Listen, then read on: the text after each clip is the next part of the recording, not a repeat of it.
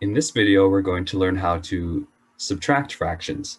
So if you paid close attention in the previous video with adding fractions, this one is going to be very similar.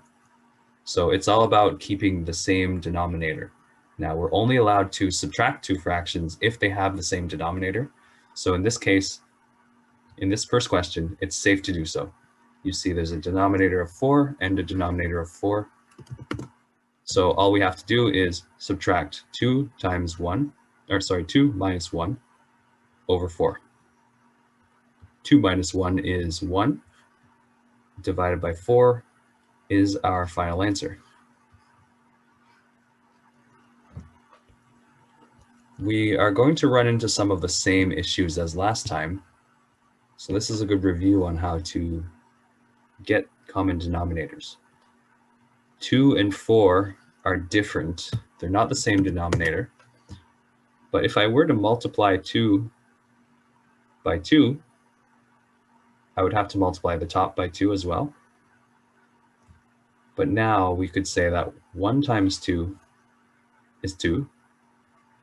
2 times 2 is 4, minus 1 over 4. And now this works. Now we have 2 of the same denominator, 4 and 4. So we are allowed to subtract these two. We can say 4 on the bottom, 2 minus 1 on the top, and 2 minus 1 makes 1 over 4. Final answer.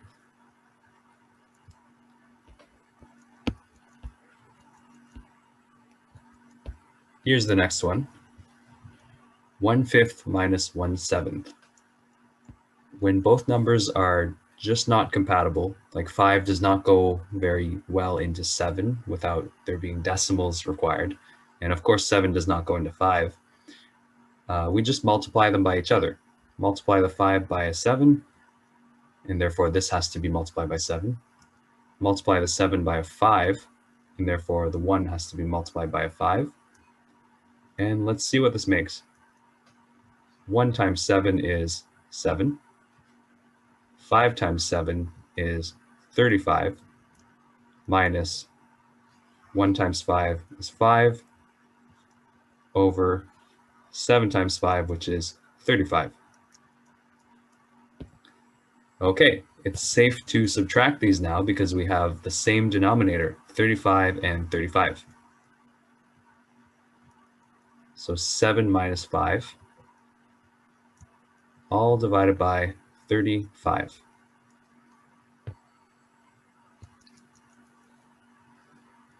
Seven minus 5 is 2, and the 35 just stays at 35. This fraction cannot be reduced because 35 does not divide by 2, and nothing else can be divided into 2. So this is our final answer.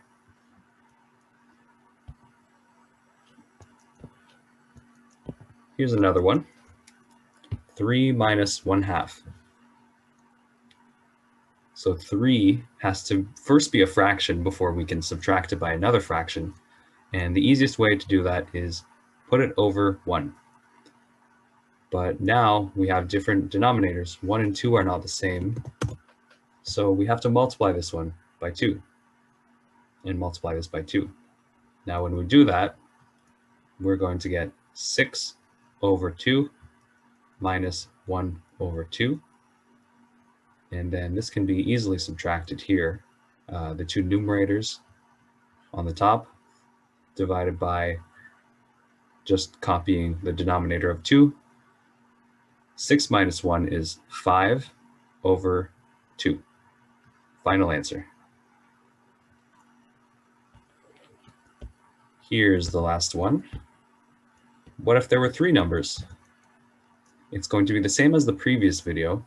We first have to take any number that is not a fraction and put it over 1. And then we have to think of a number that all 3 of these have in common. And if you remember from the last video, 1, 8, and 7 have, they can all go into 56. So I can multiply 1 times 56 to get 56. And by doing so, I have to multiply the 2 by 56.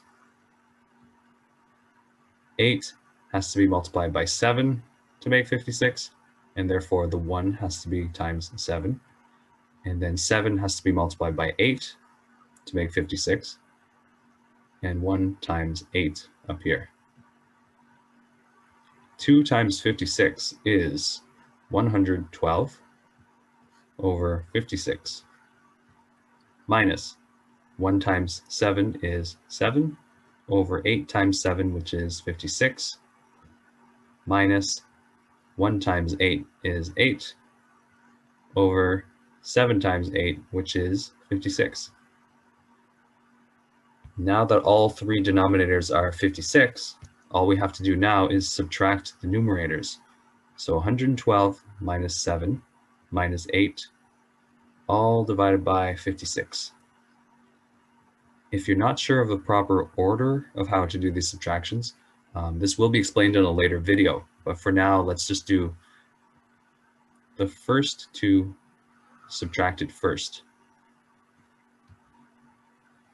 So 112 minus 7 is 105, and I'm just going to copy the rest. So we still have yet to subtract by 8 over 56. And now we can do 105 minus 8, which will make 97 over 56. And this will be our final answer. And that's it for this video. I'll see you in the next one.